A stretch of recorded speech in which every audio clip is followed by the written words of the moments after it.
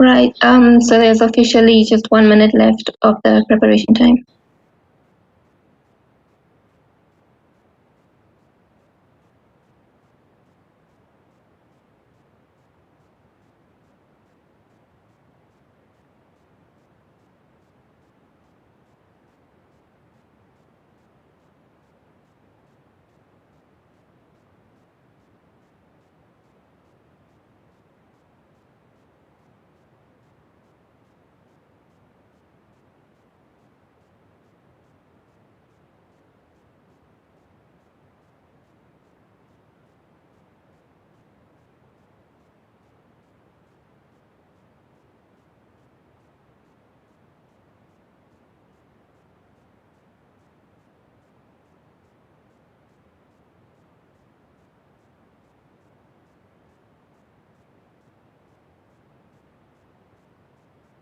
Something that our timekeeper announced us that we have to stop, unfortunately. The two teams had 5 minutes to prepare. Therefore, I would like to invite the first speaker of the Hague University of Applied Sciences to deliver their speech. You will have 4 minutes for that. Just before I start, clarification, am I visible and audible? Perfectly clear. Thank you. Muhammad Ali Jinnah, former Governor General of Pakistan, once said that the first duty of a government is to maintain law and order so that the life, property, and religious beliefs of its subjects are fully protected by the state. Good evening. My name is Altamash Khalil, and along with my colleagues Alexandra Sarban and Martin Stumpf, will be arguing for the statement that online control of information is serving the need for public order. To substantiate our position, we'll expound on the following points. Firstly, not regulating online information goes against the rule of law. And secondly, online regulation can be a force for good, such as civic rights protection. Before we begin, it is essential to define what we understand under online control of information and public order. Control of information by the government from online media is removal of materials that are obscene or considered morally questionable. It is also necessary to keep governmental information confidential, prevent hate speech, and organization of hate crimes such as terrorism, and secure special vigilance. Following September 11th, the United States has induced other allies and friendly countries, as well as well-known autocracies, to step up their level of internet control of information to bolster its protection to prevent potential terrorist attacks. This control of information right here is quite imperative because it will help to bolster and to prevent public order crimes. Now, public order crimes is defined as crimes which involve acts that interfere with the operations of the society and the ability of people to function efficiently. In this case, we are particularly arguing that crimes must be regulated online just as they are regulated offline, and that not exercising proportionate legal control over online spaces completely goes against the principle of rule of law. Online control is essentially needed to control and to create common sense limits.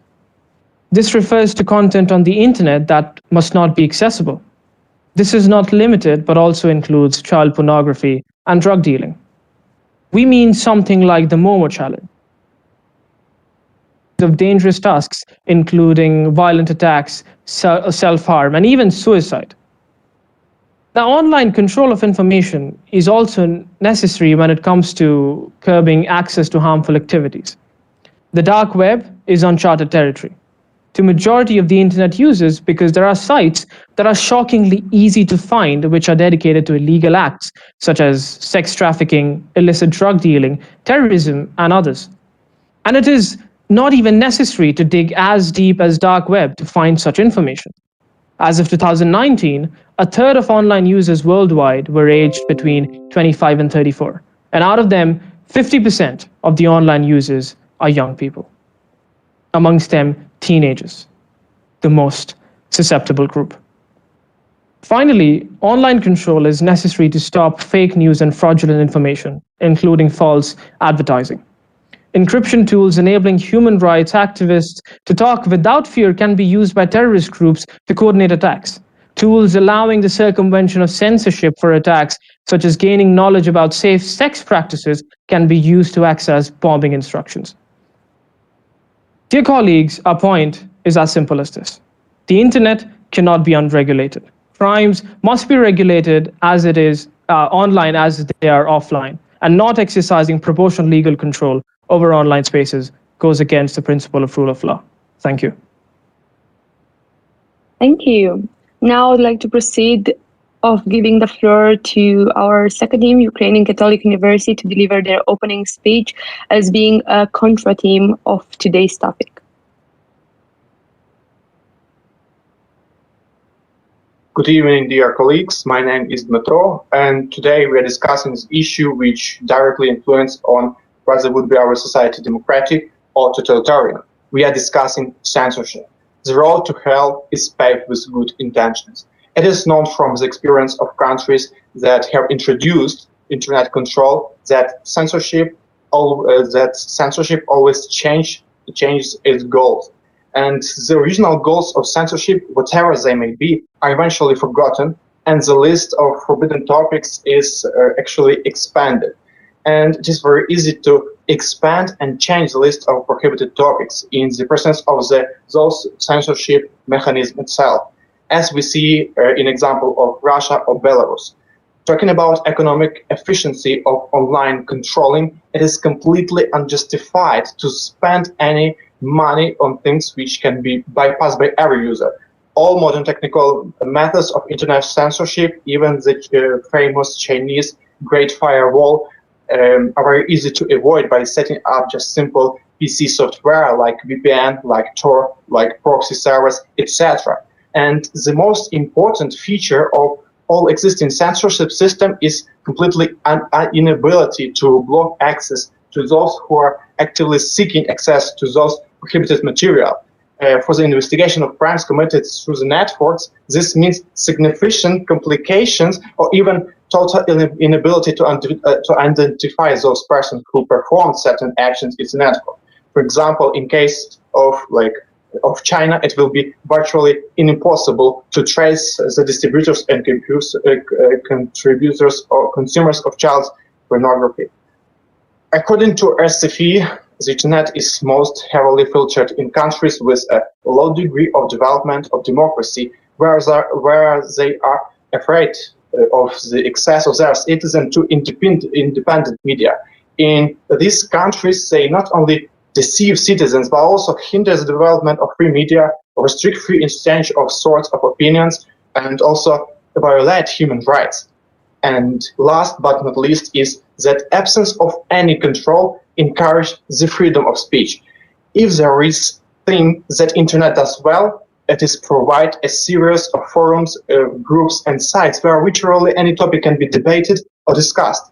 These comments are open and transparent, yet people still can talk about difficult issues. When people feel free, feel like they won't be judged by others regarding their observation or advice, they feel more free to share. It is that sharing where we are all able to gain something because of the wisdom that has been offered. You really can post whatever you want to post on the internet today, outside of any taboos of religion, politics, or cultural, or some other rules. That's why... Unfortunately, I will have to stop you because your time is up. Thank you. Now I would like to invite the first speaker to deliver the first argument within the Hague University of Applied Sciences team.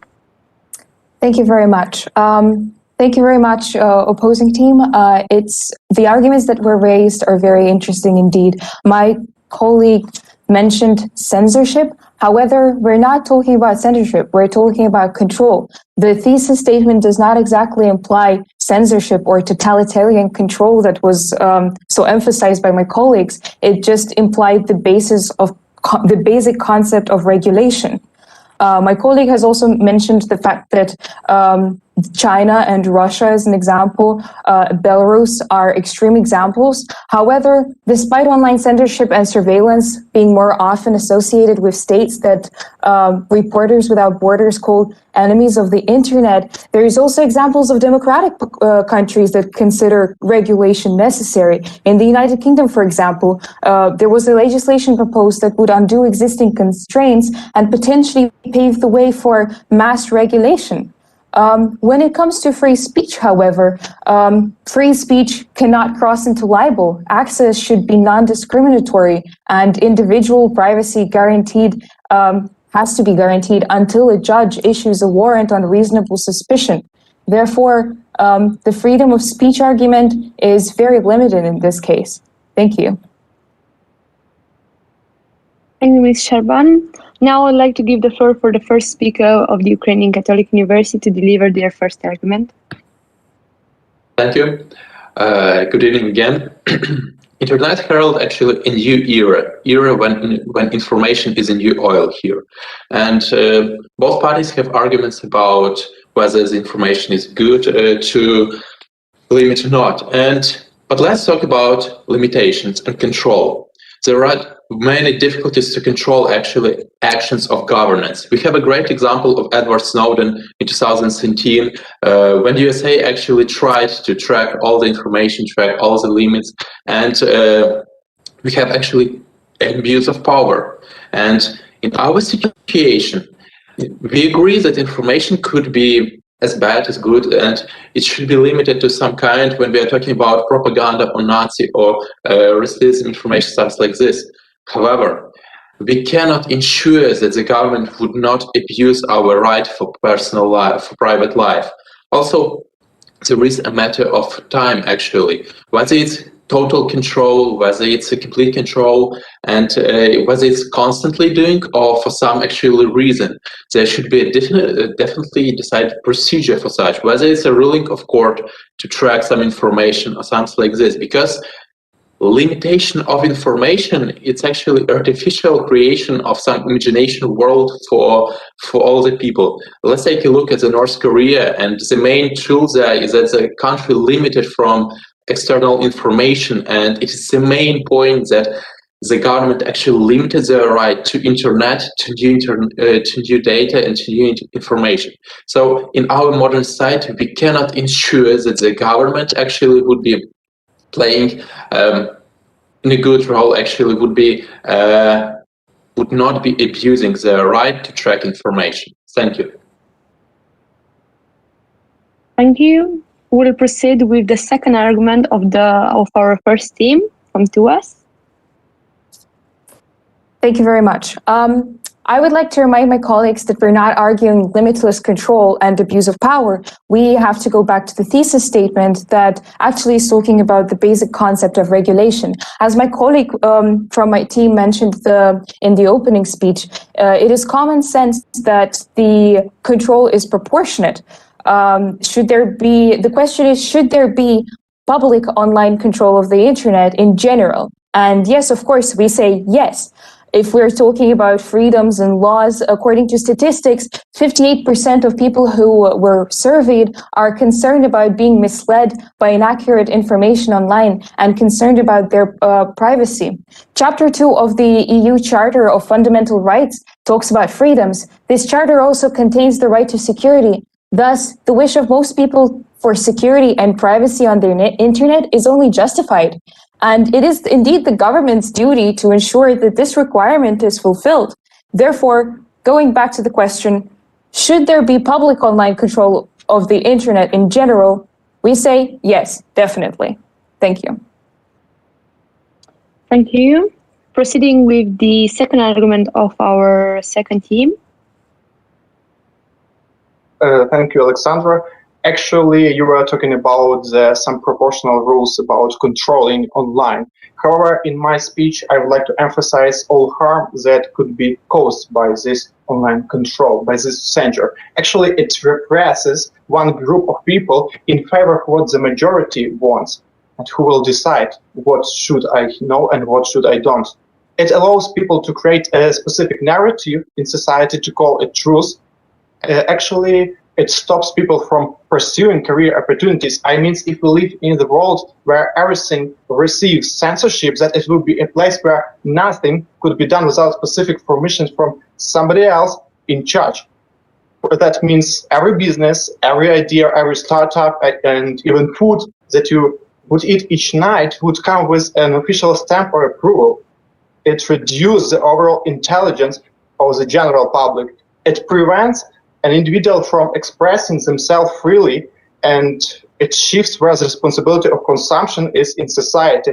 It creates an adverse impact of the economy at all levels. It also allows a whole narrative to become the truth, as I said, and it's become expensive to engage in the practice of censorship. Thank you.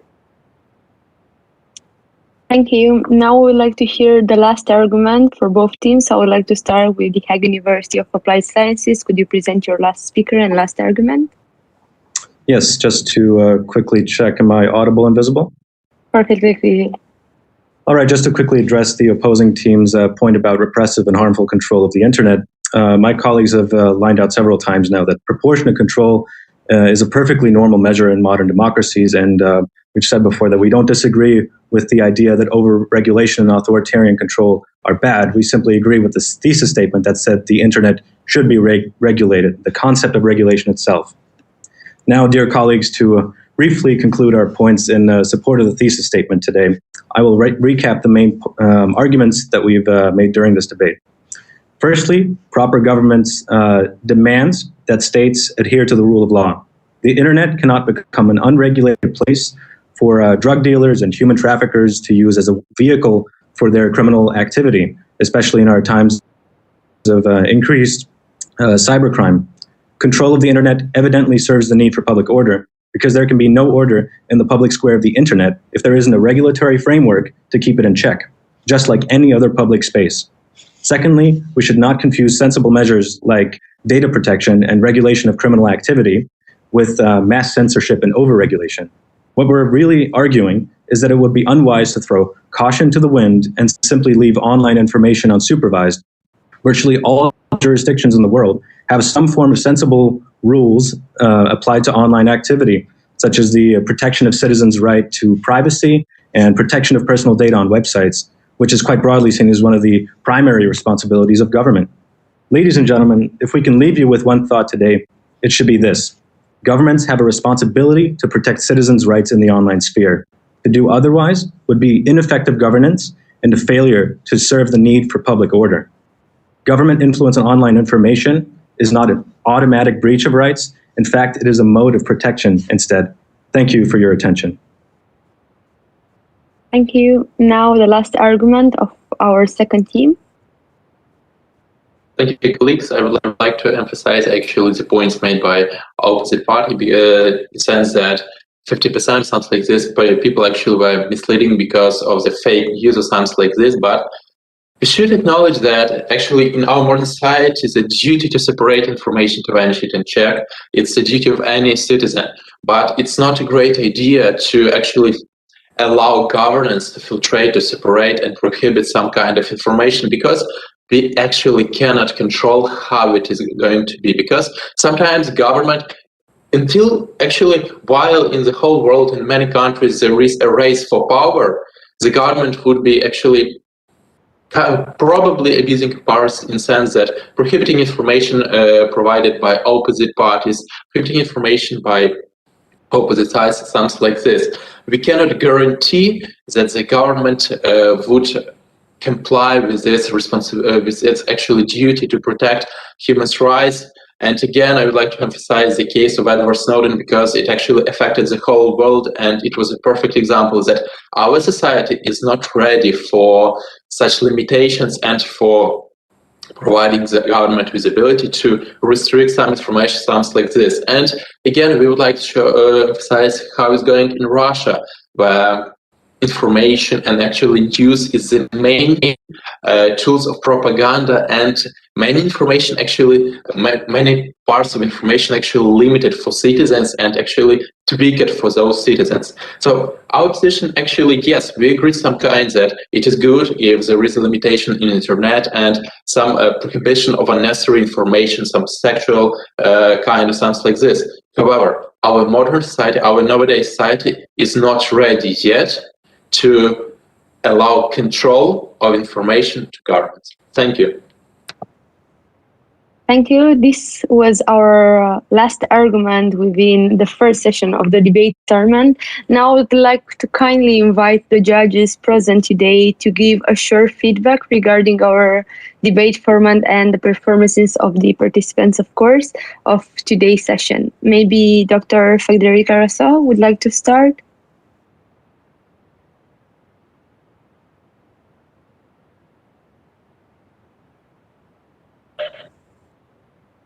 Good evening, everyone. Thank you very much for the invitation. It's my first time at this kind of debate, and I really, really appreciate. I think the both of equipe are really, really focus on the how can I say it? On the position about doing. A speech being really, really focused on the points, but maybe the only weakness that I can identify here is the fact that sometimes it's very, very important to answer and establish a real conversation with the others member of the team. But I think it could be really, really difficult to make an appreciation and establish a winner, because it was really, really interesting, and congratulations to both of the team. Thank you. Now I'd like to mention that all of you will receive the results and the feedback from the other two judges by email within 24 hours working hours. And we thank you for your performances today, and we are looking forward to see you for the others upcoming. Also, do not forget to stay updated and stay tuned to our YouTube channel and social media, because we'll have a lot of surprises there too. I hope you enjoyed this session too, and I'm looking forward to see you again. Have a nice weekend. Thank you for hosting. Thank you, actually, the opposing party for this round. It was a pleasure to play with you. Have a lovely weekend. And thank you. Thank you so much. Stay healthy. I just would like to notice that you stopped me after only 3 minutes, just passed.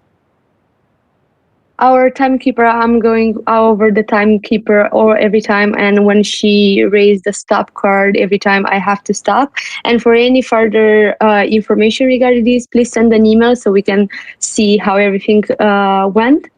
And also everything is recorded, so in case of anything, we'll just rewatch it. Okay? Thank you. Have a nice day. Bye. Bye. You too, guys. Thank you. Bye-bye. Bye. Bye. Bye. Bye. That Ukrainian was best.